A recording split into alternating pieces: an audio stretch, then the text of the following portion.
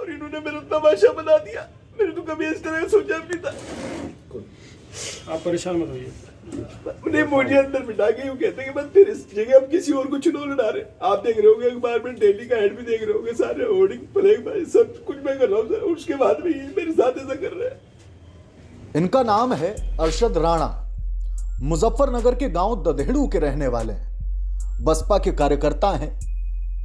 फूट फूट कर क्यों रोए, इसकी वजह भी जान लीजिए। उत्तर प्रदेश इन दिनों चर्चा में है।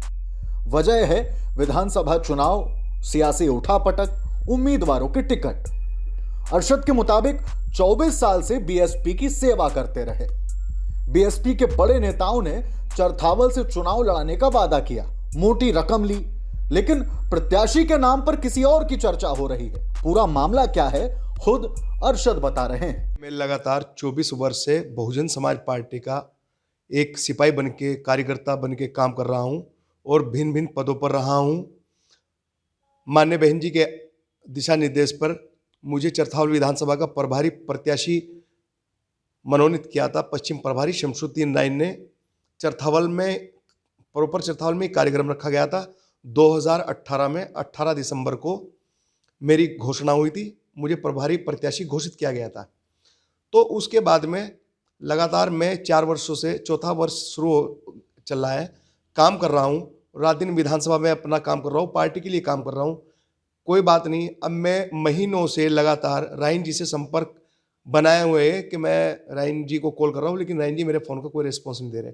उसके बाद में माननीय अध्यक्ष, जिला अध्यक्ष सतीश कुमार जी से मैंने बात करी, लेकिन सतीश जी ने मुझे कहा कि मैंने बात करी, उन्होंने कहा कि बात करेंगे, लेकिन कोई बात नहीं। आज हद तब हो गई जब कल मैं बहुजन समाज पार्टी के कार्यालय मुजफ्फरनगर पर गया और जिलाध्यक्ष सतीश कुमार ने मुझसे कहा कि तुम 50 लाख रुपए का और इंतजाम कर लो। मैंने कहा अध्यक्ष जी, मैं अभी कोई पेड़ पे पैसे नहीं लग रहे कि तोड़ के आपको दे दूंगा।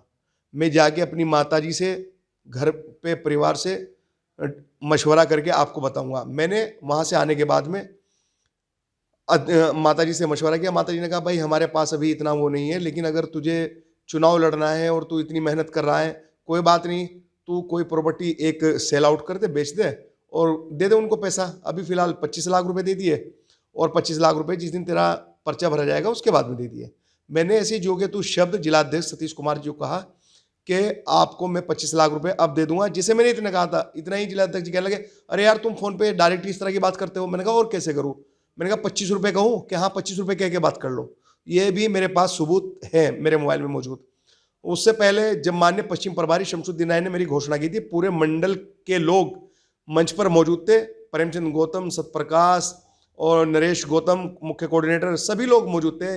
जिलाध्यक्ष सतपाल कटारिया जी उस टाइम के जो जिलाध्यक्ष थे, सभी लोग मौजूद थे और चरथावल में कार्यक्रम रखा गया था। उससे पहले माननीय नरेश गौतम मुख्य कोऑर्डिनेटर और सतपाल कटारिया जिलाध्यक्ष जी के साथ में मैं गया और शमसुद्दीन नाइन जी को मैं जो कैश था, मुझे आदेश किया था, मैं वो दे के आया हूँ। मैं लगातार इसी तरह, एक बार मैंने 4.5 लाख रुपए दिए, एक बार राइन जी ने मुझे 50,000 रुपये, मतलब वो कहीं नहीं थे, लेकिन 50,000 रुपये भी मेरे से ले लिए। चल ऐसे ही, मतलब जब मैं कोई ऐसे पैसे देने नहीं गया। जब घोषणा मेरी होनी थी, जब मुझे पश्चिम के प्रभारी जी मेरी घोषणा करने थे, उससे 4 दिन पहला टाइम था, लेकिन उन्होंने वो मेरी डिले कर दी। कहने लगे 5 लाख रुपए में कोई ऐसे थोड़ा ही ना हो जाएगा, आपको पहले 15 लाख रुपए जमा करने पड़ेंगे। फिर मैंने 15 लाख रुपए जमा किए और 15 लाख जमा करने के बाद में फिर मेरी जो घोषणा 1 महीना पहले होनी थी या 10 दिन या 15 दिन पहले होनी थी, वो घोषणा मेरी ये समझो कि 1 महीना या 15 दिन डिले होने के बाद में घोषणा हुई, जब मैंने 15 लाख रुपए और दे दिए। उसके बाद में फिर दूसरा साल आया। दूसरे साल पे मेरे ऊपर फिर दबाव बनाया कि आपको 30 लाख रुपए देने पड़ेंगे विधानसभा से, और अभी आप देते रहो हर साल तो आपको चुनाव में आसानी हो जाएगी।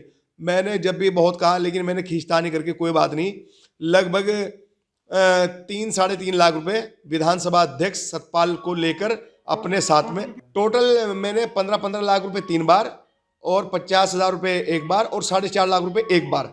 पार्टी ने मुझे बिन बताए, मुझे बिना कोई कुछ कहे या मेरा बिना पैसे वापस किए दूसरे प्रत्याशी की घोषणा, मतलब मुझे कुछ लोगों ने बताया, फेसबुक पे देखा मैंने, सोशल पे देखा कि किसी प्रत्याशी को ला रहे हैं वो इस तरह के, तो ये चीज़ें सामने आई तो मैं सुबह हताश हुआ और मैंने फिर फेसबुक पे अपने अकाउंट पे लिखा कि अगर 2 दिन में मान्य बहन जी से मेरी मुलाकात नहीं कराते तो मैं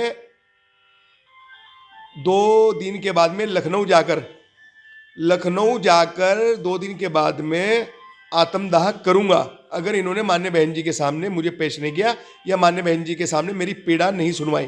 क्योंकि आपको पता है कि यहाँ पे कुछ भी ऐसा नहीं होता कि डायरेक्ट कोई जाके बहन जी से मिल लेगा। बहन जी से वो मिलेगा जिसे पश्चिम के प्रभारी चाहेंगे।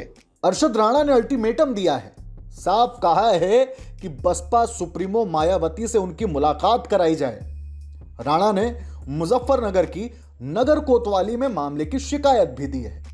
कोतवाली प्रभारी आनंद देव मिश्रा ने कहा है कि मामले की जांच के बाद कार्रवाई की जाएगी।